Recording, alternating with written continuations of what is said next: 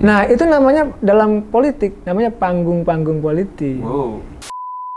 Oleh karena itu saya melihat yang lain faktor alasan yang paling fundamental bagi saya sebenarnya teman-teman, mungkin ya kalau Anies Baswedan itu jadi, maka rezim itu akan habis gitu. Bakal kelihatan gitu loh apa kesalahan-kesalahan di masa yang lalu gitu. Tapi ada salah satu artis Pak yang dari kemarin memang di media sosial ingin jadi wakil presiden. Jangan bilang. Siapa Aldi nih? Taher Pak. Aldi Taher Pak. Itu rekam posting Al-Quran. Nah itu.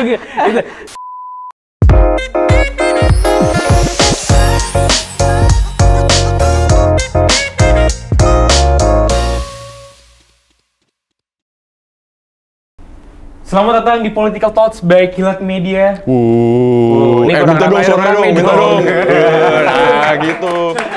Kelihatannya biar rame. Betul. Padahal mah ya udahlah. Halo semuanya, kembali lagi bersama saya Riza dan Gigi di podcast Political Thoughts. Dan kalau kemarin kita sudah berbincang-bincang bersama salah satu politisi muda. Betul. Dari Partai Golkar. Betul, yaitu Kak Vanessa Supit. Dan kemarin juga kita sempat ngobrol-ngobrol tentang terorisme dan radikalisme bersama Pak Ken Setiawan. Nah, dan nggak afdol. Dan tahun ini kan udah tahun politik nih, Gi. Betul. Nggak afdol kalau kita nggak membahas politik bersama pakarnya. Betul. Gila, bridging lu halus banget ya, bro. Gila. Mantap ya. Oke, nice. Dan sekarang kita sudah bersama dengan Bapak Ujang Komarudin. Selamat siang, Pak. Selamat siang, Mas Rizan dan Mas Gegi. Salaman dulu kita, tos dulu. Tuh, biar dapat bromate-nya itu dapat. Jadi Pak Ujang Komarudin ini adalah salah satu doktor ilmu politik di Universitas Indonesia. Dan selanjutnya juga Pak Ujang Komarudin ini adalah dosen ilmu politik di Universitas Al-Azhar Indonesia. Biasanya kalau teman-teman saya tuh manggil kampus kita ini adalah UGM, Pak. Apa tuh? Universitas Gambar Masjid. Itu tuh. Jadi kita nggak mau kalah dengan UGM yang di Jogja. Jadi kita nggak Gambar Masjid. Boleh. Selanjutnya nih, Ge.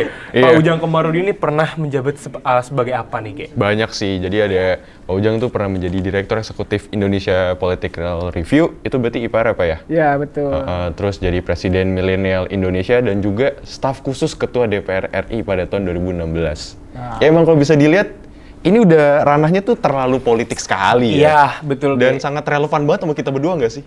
Sangat. Parah, kita kan politik garis keras gitu. Politik garis keras, dan kalau bukan kita, siapa lagi yang meneruskan politik bangsa? Betul, Pak ya? Ya dong. Kalau bukan anak muda, siapa lagi? Iya, kalau bukan Oong, siapa lagi? Masih ada Omar. Oh iya, masih ada Omar. Iya. Kan saya kan komunikasi. Oh iya. Satu. Itu tagline dua. Oke deh. Tadi juga langsung aja kita membahas seputar politik-politik yang ada di Indonesia nih, Pak. Tahun 2023 ini adalah tahun permulaan sebelum menuju tahun 2024, itu adalah election, pemilihan presiden. Betul. Dan menurut Pak Ujang sendiri, tahun 2023 yang masih awal ini ya, Ki ya? Kick off lah, bisa dibilang. Ya. Gimana, Pak, kondisi politik Indonesia saat ini? Yang jelas begini, Mas Rizan, Mas Gegi ya. Pertama, 2024 dulu nih, pemilihnya pemilih muda. Jadi hampir kurang lebih 60% itu pemilih milenial. Jadi teman-teman di seluruh Indonesia gitu ya, kalau anak muda tidak peduli terhadap politik gitu ya, maka rugi. Apa? Misalkan harga sembako, itu keputusan politik. Tentang kesehatan, itu keputusan politik. Pendidikan, ya, biaya SPP gitu kan, lain-lain sebagainya, itu politik. Lalu infrastruktur, semua politik. Nah, kalau kita tidak terlibat dalam politik, ini menjadi persoalan. Pertama itu dulu. Yang kedua, bagaimana tahun 2013 ini? Nah, ini makin hangat ini. Betul. Kenapa? Karena kalau kita lihat dari jadwal yang sudah ada, September 2023, 8 bulan lagi nih teman-teman, itu akan ada pendaftaran capres dan cawapres. Nah, belum pendaftaran saja sudah riuh rendah, sudah ramai gitu, sudah saling bully, sudah saling jegal gitu ya, dalam konteks permainan politik di kita, apalagi nanti 2024. Jadi sebenarnya ini adalah awal permulaan semua kekuatan politik, baik capres maupun cawapres, termasuk partai politik, sudah memanaskan mesinnya masing-masing. Makanya pertemuannya intens kan? Betul, Partai Misalkan ketua umum partai A bertemu dengan partai B, yang oposisi juga bertemu dengan partai pemerintah. Bahkan tidak lupa sekarang caleg-caleg juga sudah bergerak. Oleh karena itu ini adalah titik tonggak permulaan semua kekuatan politik ya tadi ya mendorong energinya ya agar bisa menang di 2024 nanti. Oleh karena itu saya melihat ini adalah awal titik bahwa di mana mereka harus bersaing secara ketat. Kalau mereka diam, tidak bergerak, ya mohon maaf akan ketinggalan oleh lawan-lawan politik yang lain. Oleh karena itu sebenarnya 2023 ini momentum bagi semuanya. Momentum untuk apa? Untuk memperbaiki bangsa dengan cara berpolitik yang baik, yang bermoral, yang berkeadaban. Nah hari ini teman-teman, Mas Riza dan Mas Gebi ya. Gegi, waduh saya udah salah. Sisi itu Pak. Iya, mohon maaf ini. Nah, kalau itu tidak peduli terhadap politik kita di tahun ini gitu, mohon maaf, maka ya akan menjadi pimpinan kita nanti yang jadi anggota DPR-nya misalkan, nanti yang akan jadi kepala daerahnya pun begitu, yang akan jadi di eksekutif pun gitu, adalah orang-orang yang bukan dari kalangan kita. Jadi ada terkait dengan dinasti politik, terkait dengan oligarki politik, artinya nanti yang jadi anaknya A, anaknya B. Sekarang siapa sih anak milenial yang sekarang berkuasa misalkan di DPR? Itu kan anaknya ketua DPR, anaknya Kapolda, anaknya gubernur, anaknya menteri, sama juga kepala daerah, anaknya presiden, anaknya menteri juga, semua. Oleh karena itu dalam forum ini ya sengaja kita berikan semangat ke anak muda untuk terlibat aktif dalam politik. Jadi jangan hanya jadi penonton nih. Sudah tahu hangat nih, sudah tahu memanas 2023 ini, tetapi kita anak muda nonton aja, nongkrong aja gitu. Ini menjadi persoalan. Oleh karena itu dari dulu saya nih cerita. Saya dari kecil cita-cita jadi dokter. Jadi dokter karena nggak punya duit ya. Biaya SPP-nya mahal gitu. Akhirnya saya nggak bisa. Lalu ingin jadi tentara juga. Karena saya badannya kecil gitu ya, pakai kacamata gitu, apalagi pakai behel kan, ya nggak bisa juga. Lalu saya bercita-cita, ya sudah saya bilang saya mau jadi aktif di politik aja lah gitu kan, saya pengen tahu lah politik seperti apa. Awalnya memang saya melihat dan menilai gitu, mendalami, awalnya gitu teman-teman, wah politik itu kotor ya gitu. Wah tidak bermoral ya, kok orang setelah jadi menghilang, tapi tidak, bukan itu. Justru politik itu bagaimana sebenarnya kalau kita maknai ya adalah membangun sebuah sistem agar kita bisa memperbaiki bangsa ini gitu. Gitu. Kan who get what, when and how, siapa, mendapat apa, kapan dan bagaimana. Nah, kalau kita aktif di politik, kita punya kebijakan, maka kebijakan ini bisa bermanfaat buat orang lain. Dan kalau orang lain yang berkuasa, kalau berkuasanya benar, kalau enggak, rusaklah negara kita. Nah, kita ini mohon maaf negara kita rusak, mohon maaf ya banyak hutang, dekadensi moral di mana-mana, anak-anak muda mohon maaf, narkoba di mana-mana, itu dia, Pak. Minuman kerasnya nenggak botol di mana-mana juga. Mohon maaf, sekali lagi mohon maaf nih, free sex juga kan, mohon maaf sudah di mana-mana juga. Nah, ini kan rusak. Nah, kalau kita tidak perbaiki, ya masa depan Indonesia seperti apa? Rusak. Seperti itu kira-kira.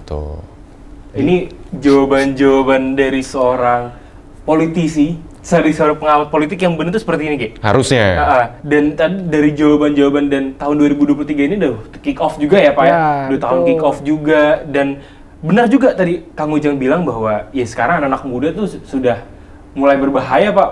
Yang tadi Pak Ujang bilang free sex, minum alkohol, narkoba, dan mereka semua ini menganggap bahwa ya politik ini ya masih seperti kolot yang mereka bilang kotor. Nah, padahal dengan korupsi.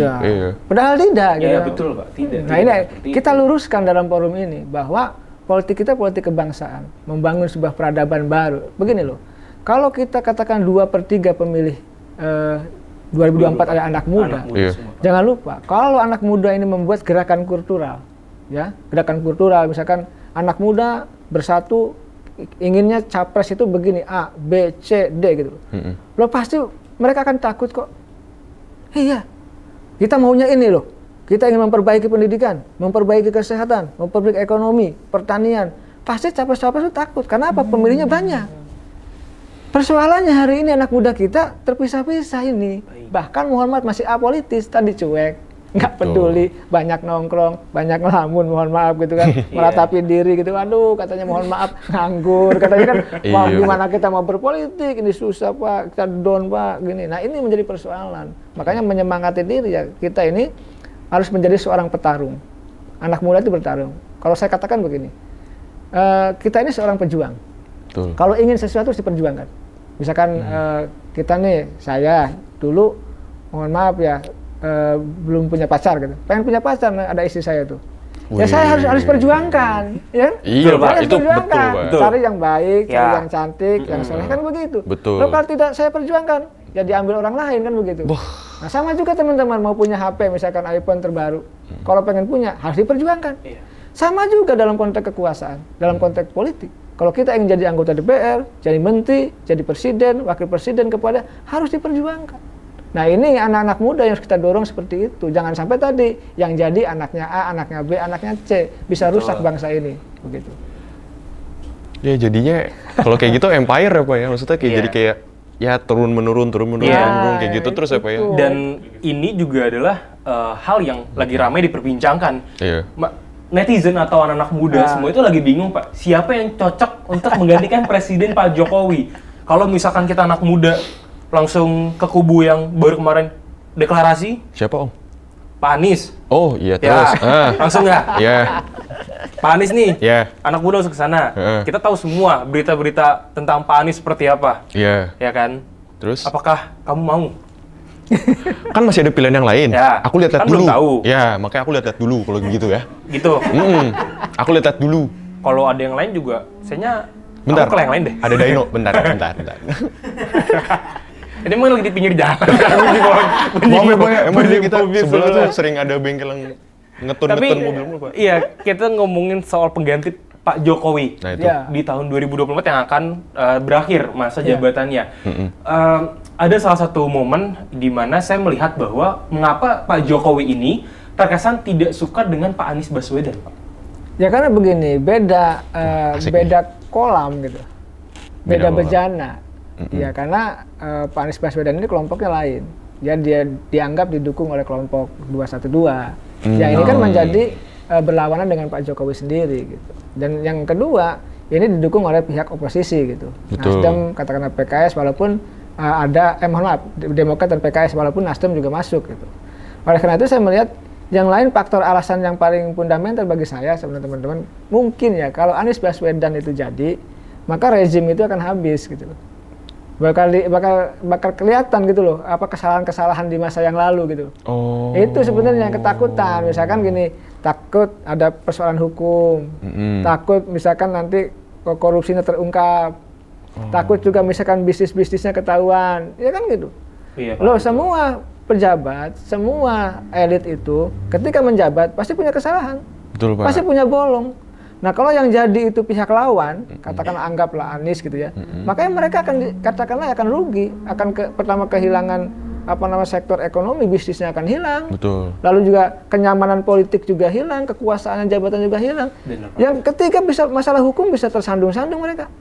Apa mereka menghormat orang yang bersih? Pasti kalau dicari banyak kasusnya kan begitu. Oleh karena itu ya mereka akan berusaha untuk menjadikan capresnya dari kelompok mereka. Kali itu. Jadi ini yang fundamental dari persoalan politik kita. Mestinya sesama anak bangsa tidak bisa begitu. Gitu.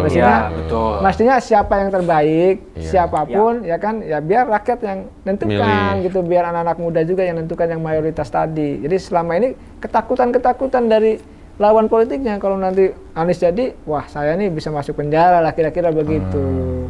Berarti banyak ketakutan. Lebih ke arah mungkin masih ada kepentingan. Iya, kepentingan ini nih. Yang tiba-tiba, bro janganlah gitu. Biarin menantu gue jadi wali kota. Saya nggak ngomong. Yo. Ya kan emang terbukti. Dan wali kota main bagus kok. Serius lu. Bagus. Dan kebenaran harus dikatakan. Iya. Walaupun pahit. Iya. Waduh.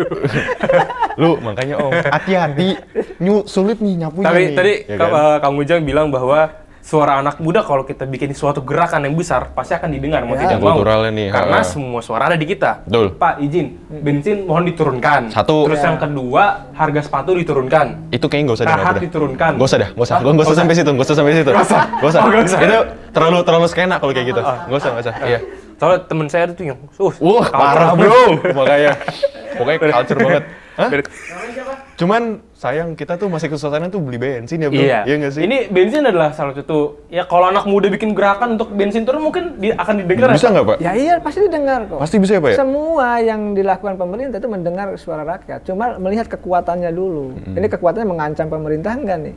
Kalau dianggap mengancam pemerintah, pasti mereka akan eksekusi itu. Iya, saya meyakini itu semua gerakan-gerakan di dunia ya, gerakan kalangan muda, kalangan mahasiswa, itu dihitung karena kekuatan yang tadi berbasis pada gerakan moral.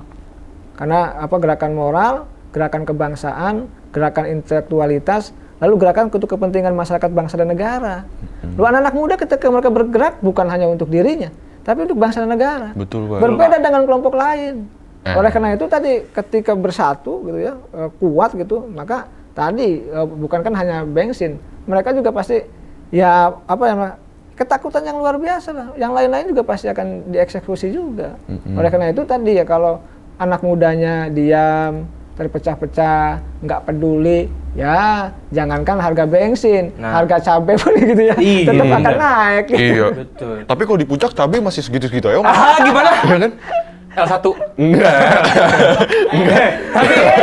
Tapi bro. Tapi gini, buat kan kalau makan jagung kan ada cabai juga. Iya, betul. Sama-sama aja, beli tahu juga gitu kan. Iya. Lanjut Om, gue susah nyapunya. Enggak, tapi bener, kalau anak muda mau mengumpul gitu ya, mau menyuarakan aspirasi boleh, asal jangan di Monas. Gimana? Soalnya kan di Monas itu tempat rekreasi. Betul, sama tempat cornering. Iya, itu kan memang udah destinasi wisata. Betul. Ini yang di lapangan yang lain aja. Iya. Gitu. Masih ada lapangan Banteng, masih ada lapangan ini yang taman literasi baru. Jangan di Monas lah. Iya. Jangan di Monas. Jangan. Cari yang lain aja tempatnya, cari. Tapi Pak, ini sudah sekian banyak ya isu-isu, mulai dari Pak Ganjar kemarin ada isu bahwa akan naik jadi calon presiden. Siapa kira-kira sosok capres yang akan didukung oleh Pak Jokowi? Dan dalam beberapa kesempatan kan memang banyak ya yang memberi sinyal bahwa Pak Ganjar Pranowo, tapi juga akhir-akhir ini banyak juga Pak yang menyuarakan tentang Pak Prabowo yang akan menggantikan posisi Pak Jokowi. Betul tuh. Nah, ya, 2 bulan lalu saya dapat informasi A1 lah ya, yang bisa dipertanggungjawabkan. Jadi itu ke Pak Ganjar dulu 2 bulan yang lalu, tapi sekarang sudah mulai bergeser tadi. Udah bergeser, mungkin begini, begitu Pak Jokowi mendukung Pak Ganjar, PDIP kan marah. Bu Megawati kan marah. Bahkan di HUT PDIP yang ke-50 tahun, pidatonya Bu Mega, mohon maaf, itu ngenyek-nyek Pak Jokowi itu, ngenyek-nyek banget itu. Iya. Itu kelihatan. Kenapa? Karena ada arah-arah dukungan Pak Jokowi ke Pak Ganjar. Makanya sekarang Pak Jokowi membuka ruang, membuka kecaran hati yang lain lah. Ya tadi makanya Mas Rijal bilang ada indikasi juga ke Pak Prabowo. Betul. Gitu. Bahkan bisa jadi nanti bisa semua capres itu didukung. Jadi istilahnya main di banyak kaki, bisa jadi demi keamanan kan begini. Kalau nanti yang menang adalah yang tidak didukung oleh dia, oposisi. Loh, bagaimana Pak Jokowi punya Gibran yang masih wali kota? Kan pasti nitipin diri, nitipin badan. Bagaimana punya Bobi? Kalau Pak Jokowi sudah tidak jadi presiden, pasti kalau yang menangnya lawan politik pasti dihabis, disikat. Ya itu kan di politik seperti itu. Oleh karena itu ya tadi bisa jadi Pak Jokowi ketika arah-arahnya dukungan itu kelihatan ke Ganjar gitu ya, maka PDIP marah, yang lain marah, bisa jadi Pak Jokowi nanti ya sudahlah kita dukung semua begitu. Bisa saja politik itu seperti itu. Tapi memang terbukti sih Pak. Saya melihat beberapa video-video di TikTok dan di Instagram juga Pak Jokowi beberapa kali hadir dalam acara HUT partai-partai dan mereka Pak Jokowi itu selalu absen. Ini mana nih capres dari sini? Ini mana nih? Itu emang udah mulai terbuka ya Pak. Berarti emang Pak Jokowi ini mau mendukung semua capres-capres ya Pak? Ya. Hanya satu capres saja yang didukung gitu? Ya, mengendorse tadi. Setiap acara semua, lihat aja di acara Perindro, di acara PBB, PSI, lalu di acara Golkar ya, di acara P3, lalu kemarin di acara HIPMI gitu kan, terakhir. Itu semua mengendorse nama-nama, dan banyak nama, bukan satu nama. Betul. Cuma saya tidak tahu apakah Pak Jokowi tadi mengendorse Anies Baswedan atau tidak. Ini yang jadi pertanyaan kita. Tadi apakah memang tesis kita gitu ya, kesimpulan kita bisa mendukung semua capres ataukah hanya tidak ke Anies Baswedan. Mestinya ketika yang lain didukung, Anies pun mestinya didukung. Betul. Jadi biar Pak Jokowi itu muncul sebagai sosok negarawan yang memang adil, biar rakyat menentukan. Jadi istana nggak usah cawe-cawe, kira-kira seperti itu. Sangat amat detail sih Om. Iya, benar-benar. Gak salah sih Om, kita nanya-nanya kayak gini ke pengamatnya langsung gak salah nih kita kalau kayak gini. Jadi kalau ada yang hal salah kan langsung ada yang bisa memperbaiki apa yang kita salah gitu. Betul. Kan. Dan ini bisa dibilang tontonnya itu berarti udah ruwet banget ya Pak ya sebenarnya untuk tahun 2024-nya ya? Ya, karena gini, 2004 itu 2024 mohon maaf, itu kelihatan dari tahun ini. Karena tahapan pemilu sudah jalan nih. Apa? Partai politik sudah dapat nomor urut, sudah ada peserta pemilunya. Lalu nanti akan ada pendaftaran calon anggota legislatif di bulan Mei. Nah, pendaftaran capres di bulan September. Ini rangkaian pemilu sudah jalan semua ini. Jadi tahun 2023 baru endingnya 14 Februari 2024 pencoblosannya begitu. Jadi semuanya akan mati-matian dilakukan di sini. Tadi pembentukan koalisi. Betul. Ya mencari jodoh capres dan cawapresnya sulit nih cari jodoh nih. Iya. Jadi misalkan KIB, Golkar, PAN dan P3 sudah berkoalisi tapi tidak ada capres dan cawapresnya. Lalu misalkan koalisi Indonesia Kebangkitan Indonesia Raya ya, PKB dengan Gerindra itu juga belum mendeklarasikan Prabowo dengan Cak Imin. Belum ada juga. Lalu koalisi perubahan yang akan dibentuk belum terbentuk juga. Anies Baswedan misalkan dengan siapa. PDIP punya golden ticket 20% sendiri ya, di kursi parlemen, tapi juga tidak ada jagoannya, belum dipublish gitu. Jadi semua sekarang lagi pasang kuda-kuda nih, lagi saling mengintip kekuatan lawan masing-masing. Nah, oleh karena itu ya ini yang menarik dari politik ya, selalu dinamikanya berkembang, day to day gitu. Ini yang menarik di politik. Jadi kalau di politik itu ngeri-ngeri sedap gitu. Jadi perubahannya begitu cepat. Kita lihat misalkan teman-teman muda ya, ketika 2019 yang lalu. Pak Mahfud MD ketika menjadi cawapres nggak jadi. Betul. Di detik-detik terakhir sudah pakai pasukan putih akan diumumkan gitu ya, tapi nggak jadi, digantikan oleh Pak Ma'ruf Amin. Itulah politik. Jadi sebelum ada janur kuning melengkung ya, perjodohan itu masih bisa berubah. Mar, dengerin Mar. Dengerin Mar. Beda jurusan nggak apa-apa Mar. Jangan cuma nomor doang. Bar, dengerin Bar. Tapi tadi saya menarik ketika Kang Ujang mulai membahas tentang kecocokan atau kejodohan antara capres dan cawapres, Pak.